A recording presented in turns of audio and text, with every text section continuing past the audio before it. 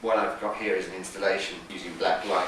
Primarily I'm a painter working in 2 dimensions, which is obviously very visual based, and this project that I'm showing here, called A Boy's Own Story, it addresses visual issues, not so much about what you can actually see through the retina, it's more about the intellectual response to vision and memory. So it's been going on for about 8 years. In total now there's probably about 2,500 drawings. What you're going to see today is, I don't know, maybe 600 altogether. I don't know if any of you have been down there, but Seville is notorious for being, the hottest place in Spain. And when I was there, it went up to 48, 49 degrees.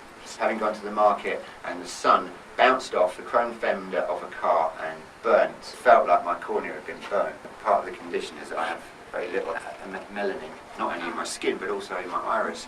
Quite photophobic, very light sensitive, and it burned my eye, and I had to go lie down in a dark room for hours. And my response to this blinding light, I stopped painting.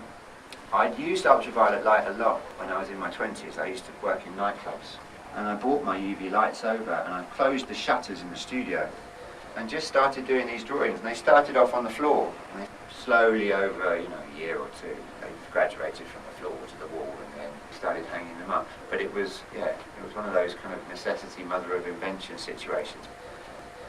The materials have always been the same, so I stockpile it. It's just large white card, which is UV active on this side and jet black on the other side.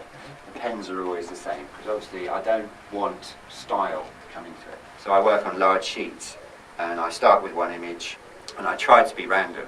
But of course, every time you do an image, there's an association with something, and then that will provoke an association with the next image. And then of course, I don't necessarily want to look for anything, but your eye becomes associated with a certain memory. So the process of being random is, you can strive for it, but there's always associations. What was that quote by Picasso? He said that when he was 16, he could draw like Michelangelo, and it took him the rest of his life to try and learn to draw like a child. And it's impossible, because as you get older, your experience grows and your associations and the weight of the world, and you'll never have that again. But I suppose I'm constantly trying to get back to that state, where you know nothing, yet your imagination is vast, and hanging it is as loaded as actually making the images. There's a string, and they are vertically hung. So if I did it just randomly, you might end up with all the same size on one string, and it would give much more of an impression of just vertical hanging things. So I'm constantly thinking, well, okay, there's a big bit there, so I need small ones at the back. So I'm designing the effect of randomness in hanging it.